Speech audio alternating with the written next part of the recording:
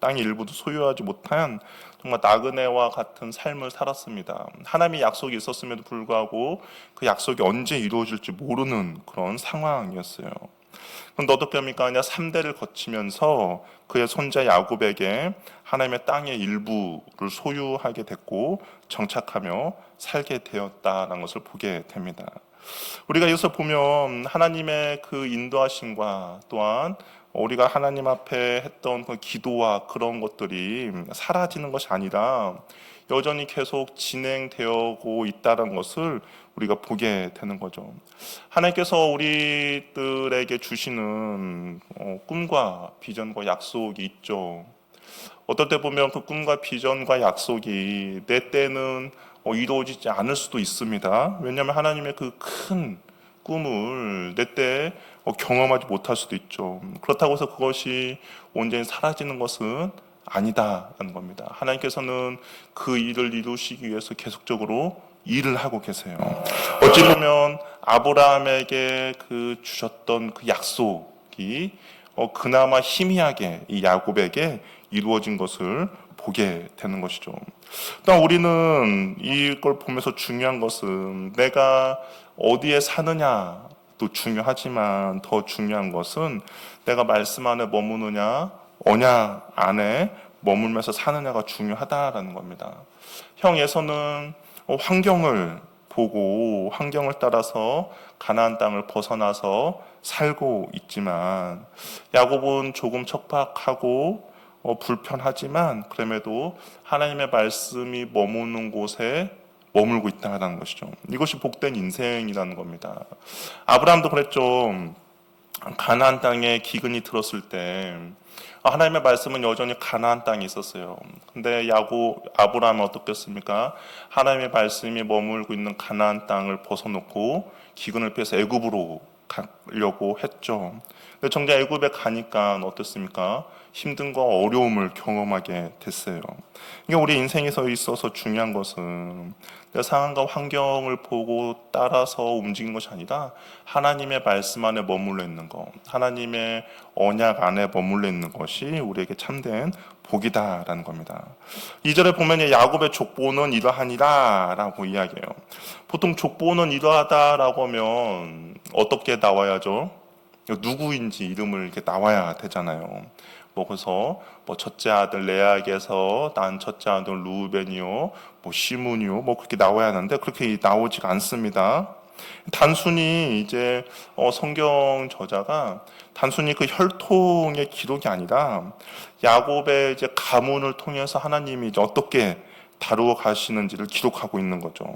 그러니까 창세기에서 보통 족보가 등장하면 주인공은 이야기는 나중에 등장을 해요. 우리가 아브라함의 족보도 보면 알겠지만 11장을 보면 아브라함 족보가 나오거든요. 그럼 여러 가지 쭉 이야기 나오다가 제일 마지막에 아브라함 이야기가 나오고 아브라함의 이야기가 시작이 됩니다. 그런 식으로 이렇게 가는데 근데 여기 보면 그렇게 되어 있지 않아요. 근데 주인공을 누구 특별히 지정하지 않지만 근데 누구 이름이 나옵니까?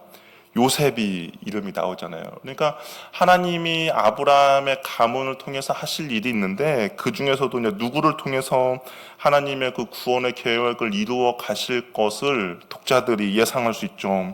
누구일까요? 요셉입니다. 요셉을 통해서 하나님께서 하나님의 구원의 계획을 이루어 가시겠구나라는 것을 예상해 볼 수 있습니다. 그렇다고 해서 이것이 요셉의 어떤 성공담을 기록하고 있는 것은 아니에요. 창세기 37장부터는 요셉의 성공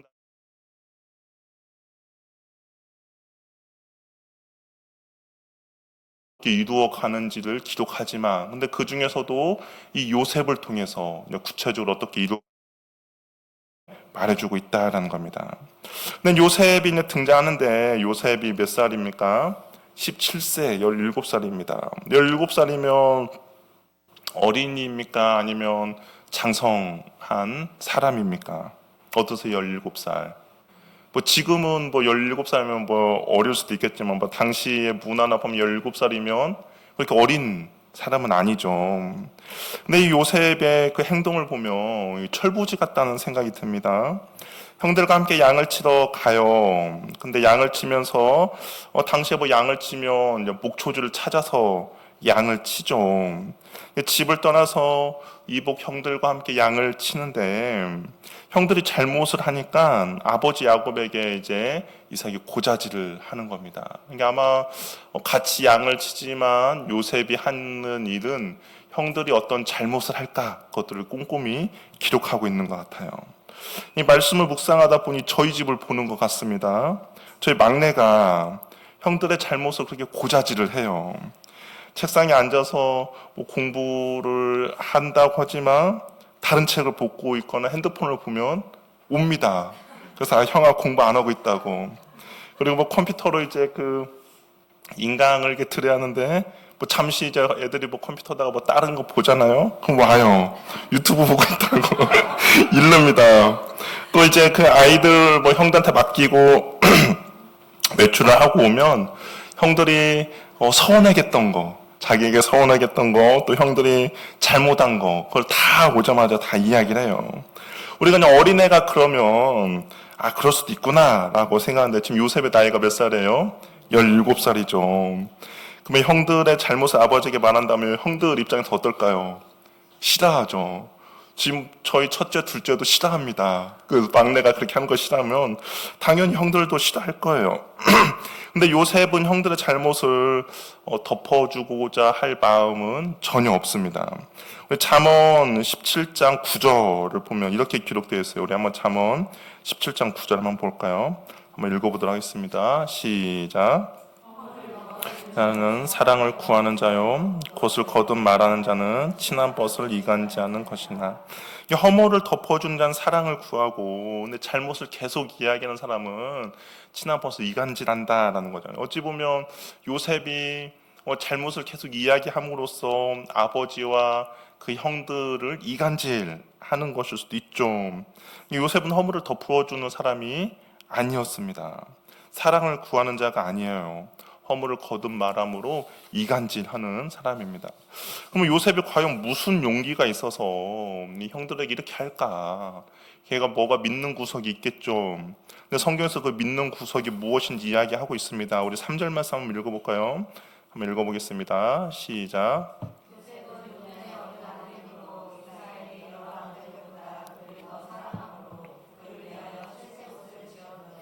예, 믿는 구석이 있으니까 그렇게 하는 거예요. 애들이 믿는 구석이 없으면 안 합니다. 근데 믿는 구석이 뭐냐? 야곱이 요셉을 느지막지 낳은 아들이라고 이야기를 합니다.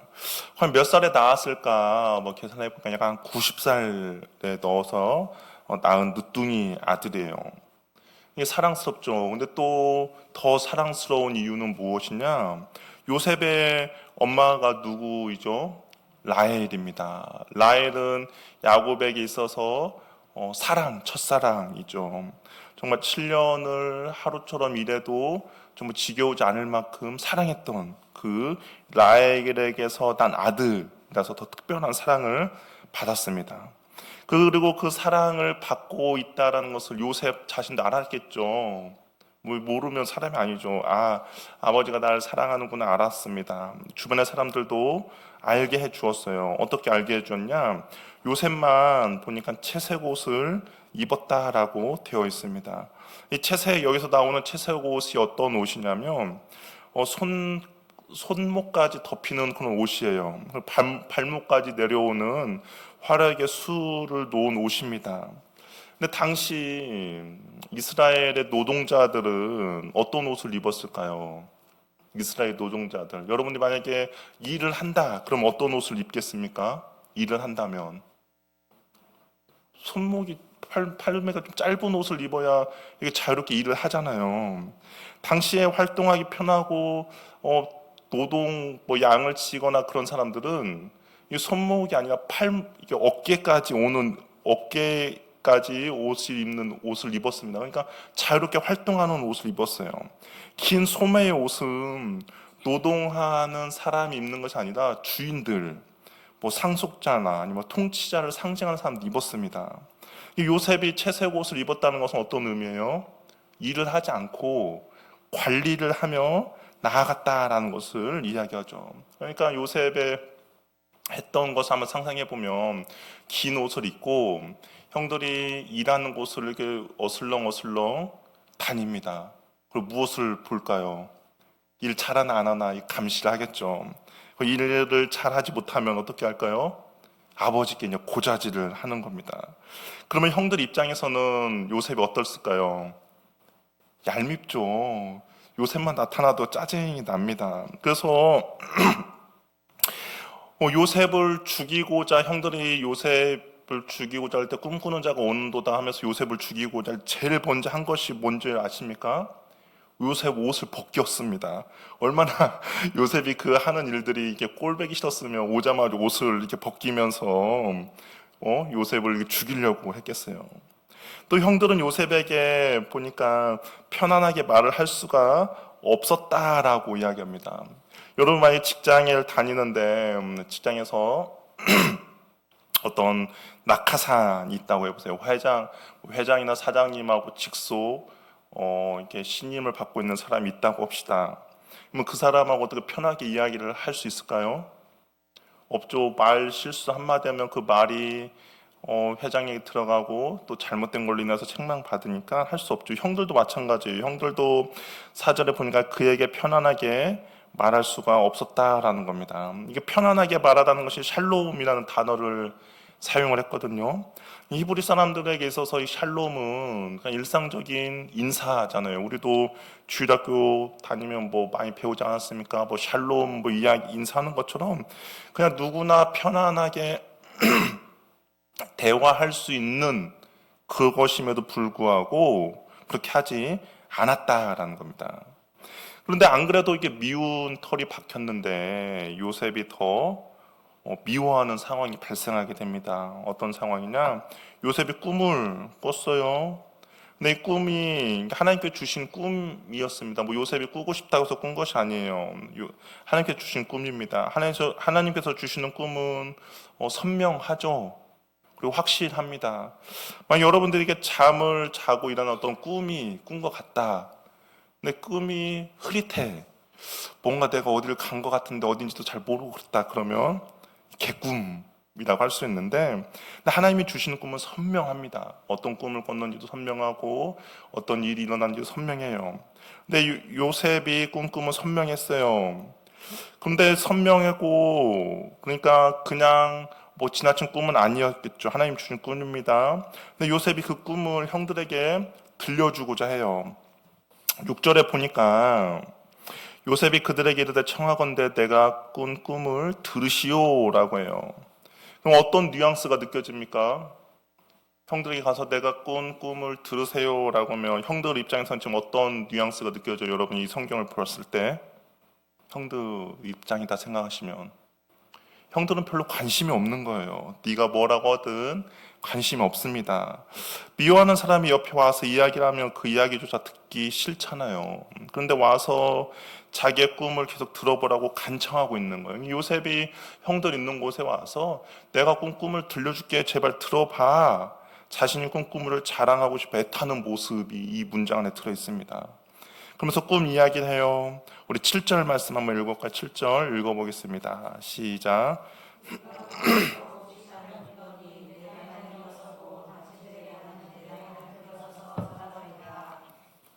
꿈의 내용은 요셉이 묶은 곡식단이 있고 형들이 묶은 곡식단이 있습니다. 그런데 갑자기 요셉이 묶은 곡식단이 일어서요. 그러니까 형들의 곡식단이 전부 자기 곡식단을 보고 절했다는 겁니다. 이 절하다라는 단어가 납작 엎드리다라는 거예요. 경배하다, 예배하다 할 때 사용된 단어입니다. 그러니까 형들의 곡식단이 요셉의 곡식단에 엎드려서 경배하고 있는 거예요. 우리나라 이 성경에는 생략이 되었지만 세 번이나 요셉이 이 이야기를 하면서 감탄을 하고 있어요. 그러니까 와 대단하지 않습니까? 이건 우리 어떤 이야기들을 이야기할 때 너무나도 좋으면 감탄하잖아요. 이게 아마도 요셉이 내가 곡식단을 만들었는데 와 보십시오 형들의 곡식단이 나한테 절을 하는 거예요. 와 대단한 그런 감탄들을 이야기하면서 추임새를 들면서 이야기를 합니다. 그러면 형들 입장에서 어떨까요? 더 얄밉죠. 그냥 이야기해도 들어줄까 말까 하는데 얼마나 막 그런 감탄과 추임새를 들으면서 하면 얼마나 더 얄밉습니까? 아니나 다를까 형들의 반응은 8절 한번 읽어볼까요? 8절 읽어보겠습니다. 시작.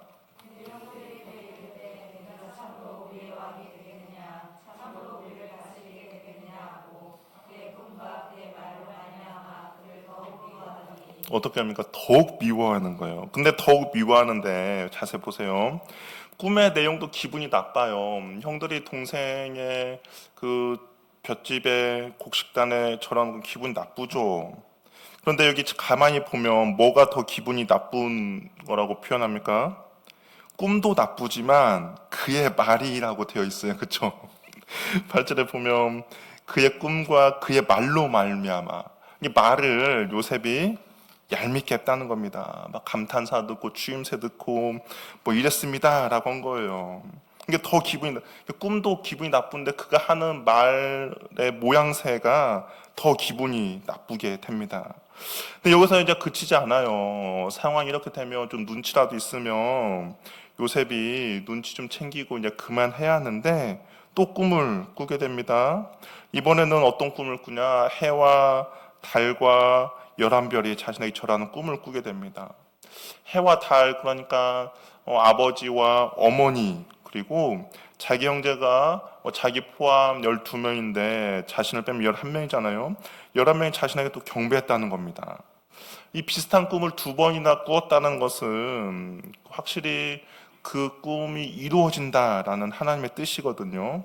왜 이것을 우리가 반드시 이루어진다라는 것을 알 수 있냐면 요셉이 바로의 꿈을 해석을 해줍니다. 근데 바로도 똑같은 꿈을 두 번 꿨잖아요. 근데 이런 이야기예요. 우리 한번 41장 한번 볼까요? 옆으로 좀 더 나기면 41장 32절 한번 보도록 할게요. 요셉이 이제 이야기를 한 거거든요. 우리 한번 읽어보겠습니다. 41장 32절 한번 읽어보겠습니다. 시작. 바로께서 꿈을 두 번 겹쳐 꾸신 것은 하나님이 이를 청하셨습니다. 하나님이 속히 행하시리니. 무엇이 하나님께서 두 번이나 바로에게 꿈을 꾸게 해주니까 요셉이 그것은 하나님께서 반드시 이룰 것이고 속히 이루실 일입니다 라고 이야기를 합니다. 그러면 하나님이 요셉에게도 꿈을 두 번 허락해 주셨어요. 그럼 어떤 의미입니까? 반드시 이루어질 일이다라는 것이죠. 그러면 반드시 이루어질 일이고 하나님께서 주신 어찌 보면 말씀이고 계시거든요. 그러면 형들에게 있어서는 그것이 하나님의 계시고 하나님의 말씀이고 두 번이나 똑같이 했다면 요셉이 하나님의 꿈과 계시를 알았다면 형들도 알았겠죠. 그런데 형들의 모습은 태도는 어떻습니까? 그냥 꼴배기 싫은 사람이 자기 자랑한다라고 치부해 버리는 겁니다. 우리가 메시지를 전한 사람이 미우면 아무리 좋은 말을 해도 들리지 않죠. 그냥 말하는 자체가 짜증이 나는 겁니다. 형들 입장에서는 아무리 좋은 하나님의 이루어질 말씀을 전했음에도 불구하고 요셉이 미우니까 그 메시지 자체도 그냥 짜증나게 들리는 겁니다. 그렇게 우리는 마음을 잘 다스려야 돼요. 그래야 내가 손해를 보지 않죠. 말씀을 전하는 사람을 미워하면 결국 나만 손해가 되는 겁니다. 하나님의 하실 일을 발견하지도 못하고 깨닫지도 못하게 되는 것이죠. 그러니까 여러분들 저를 미워하시면 안 돼요. 저를 미워하면 하나님의 말씀을 깨닫지도 못하고 하나님의 말씀을 분별하지도 못하는 일들이 벌어질 수도 있다라는 것이죠. 형들은 두 번째 비슷한 꿈 이야기를 듣고 요셉을 더 싫어하게 됩니다. 반면에 야곱은 처음 듣는 내용이었음에도 불구하고 이제 요셉을 점잖게 꾸짖습니다. 근데 야곱의 본심은 그게 아니었죠. 형들은 요셉을 더욱 시기한 반면에 야곱은 요셉의 말을 간직해 두었다라는 겁니다. 어찌 보면 요셉이 큰 인물이 되려나라는 생각했겠죠. 야곱도 영적으로 그렇게 무딘 사람은 아니죠. 하나님을 꿈에서도 만났고 하나님의 계시도 아는 사람입니다. 그러니까 상황이 심상치 않다라는 것을 알고 그 마음 가운데 그것을 간직했지만 상황이 상황인지라 형들 앞에서 그러지 말라라고 점잖게 꾸짖었을 뿐입니다. 형들은 요셉에 대한 마음이 더 쌓여갔어요. 형들은 시기로 인해서 마음이 더 불타오르고 있습니다. 우리가 여기까지만 보면 요셉이라는 인물은 어떻습니까? 여러분 주변에 요셉과 비슷한 인물이 있다면 어떠시겠어요? 날마다 이를 부득부득 갈겠죠. 꼴도 보기 싫어서 상종도 하지 않을 겁니다. 우리 드라마를 보면 아마 그 미움받는 캐릭터라고 할 수가 있어요. 예전에 뭐 어떤 악역 전문 배우가 뭐 이런 이야기 한 적을 들은 적 있는데, 공항에 가면 그렇게 할머니들이 자기한테 욕을 한대요. 악역 전문 배우한테. 너 그렇게 살면 안 된다. 너 왜 막 그렇게 나쁘게 행동하냐 하면서 그만 좀 괴롭히라고 막 욕을 한다라는 겁니다. 뭐 별의별 욕을 다 먹는다고 이야기해요.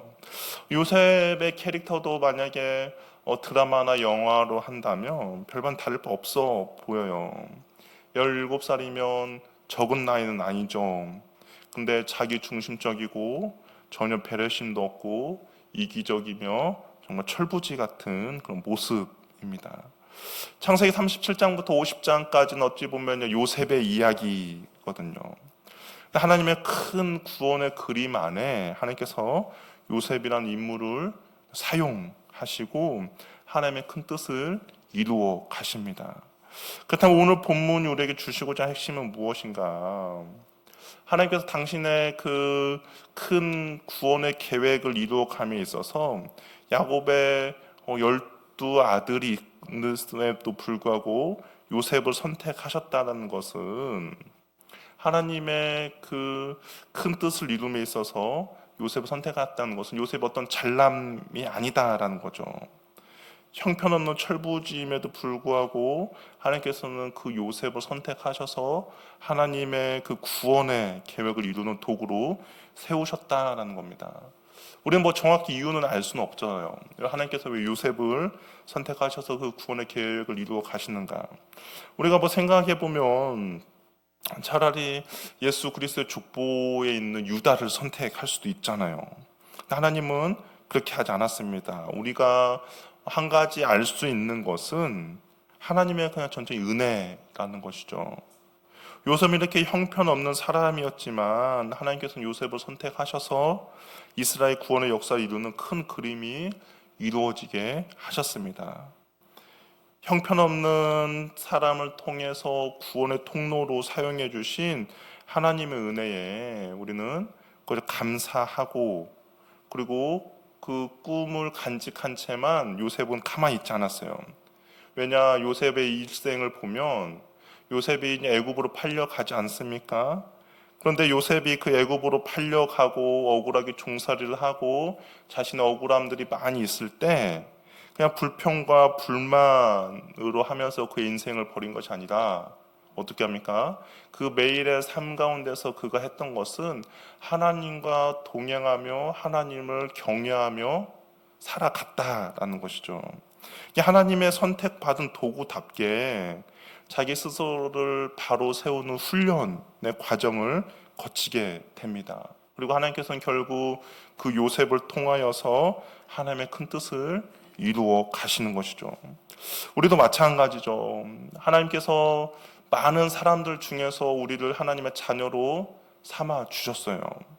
왜 하나님께서 우리를 많은 사람들 중에서 자녀로 삼아 주셨는지는 우리도 모르죠. 나의 어떤 뭐 잘남도 아닙니다.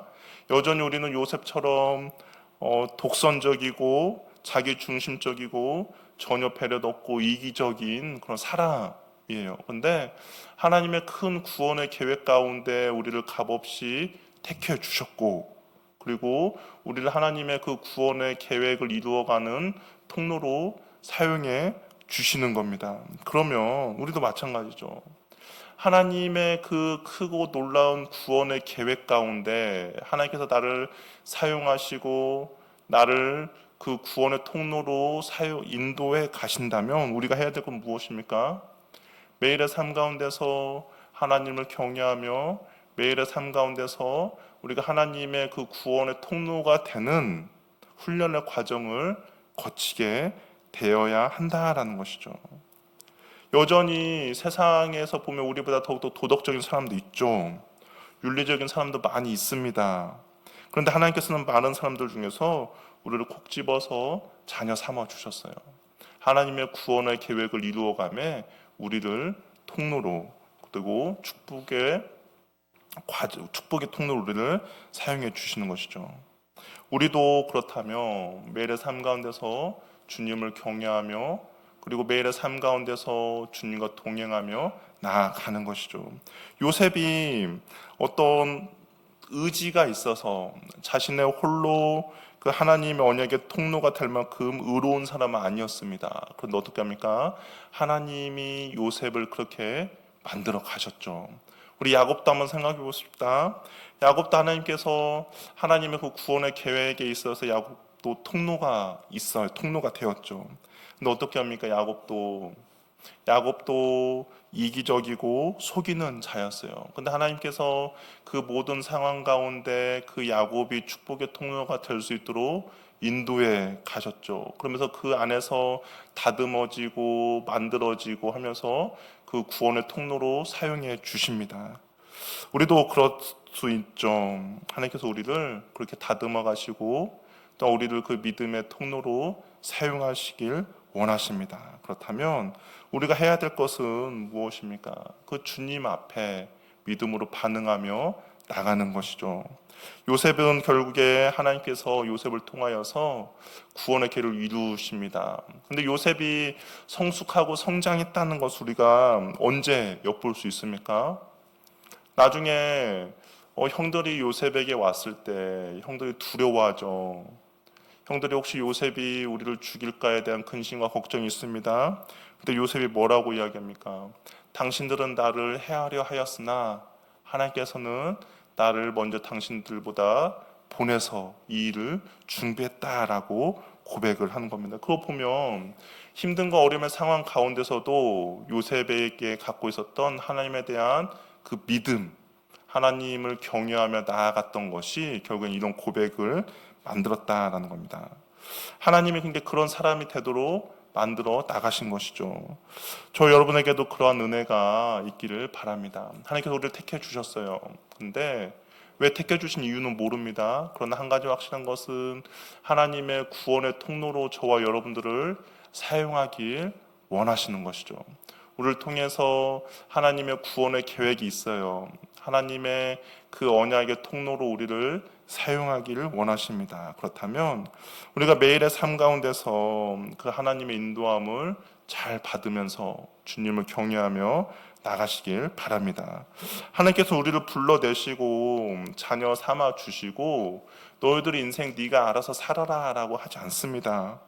하나님의 영으로 우리와 함께 하시는 것이죠.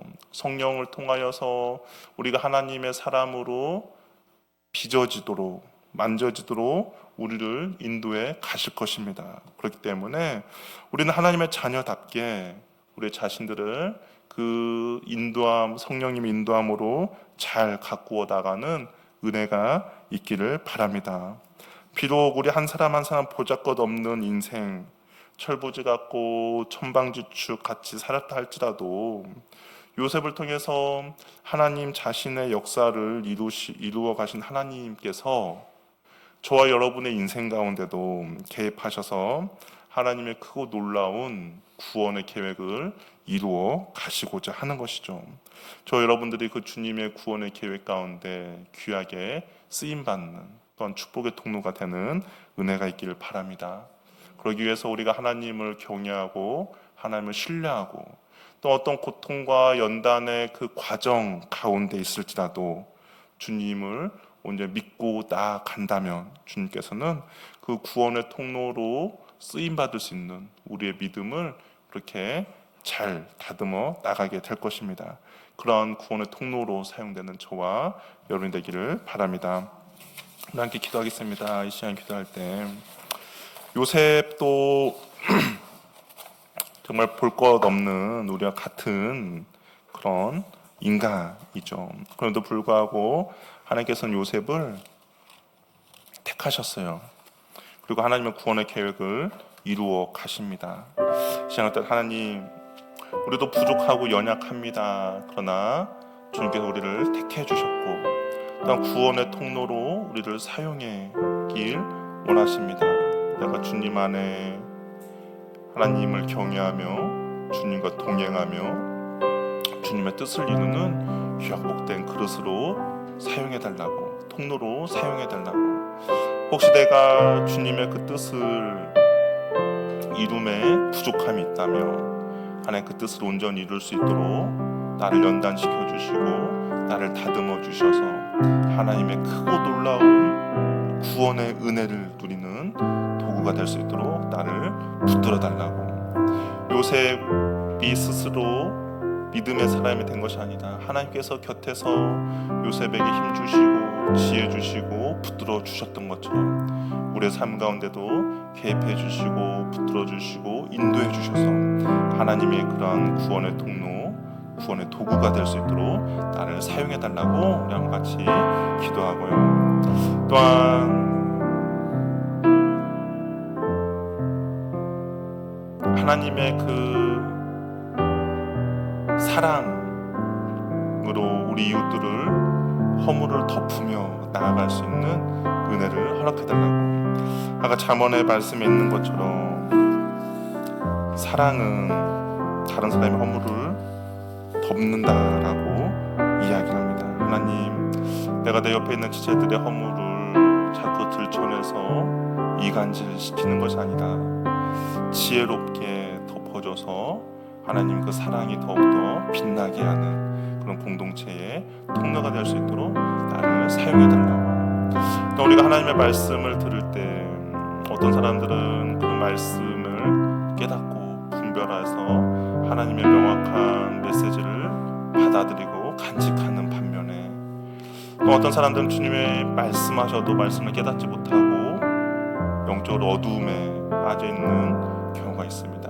하나님, 주의 말씀을 들을 때 말씀을 깨닫고 말씀 가운데 반응할 수 있는 지혜와 믿음과 용기를 우리한테 허락해달라고 한번 기도하고, 또 우리 지체들 위해서 기도할 때 하나님의 도우심이 필요한 지체도 있습니다. 주님의 긍휼이 필요한 지체도 있습니다. 하나님 자비로 붙들어주시고 인도해달라고. 특별히 우리 이주를 위해서도 하나님 잘 입원하고 잘 치료받고 건강하게 퇴원할 수 있도록 주께서 은혜 베풀어달라고 함께 기도하며 나가겠습니다.